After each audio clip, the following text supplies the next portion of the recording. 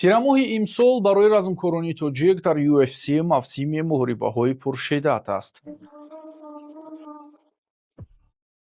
нахуст 5 сентябр дар шаҳри Париж Муҳаммад Наимов вориди октагон мешавад. Ӯ дар доираи мусобиқаи UFC Париж бо размкори белгиягӣ Лосен Кейта рӯбарӯ мегардад.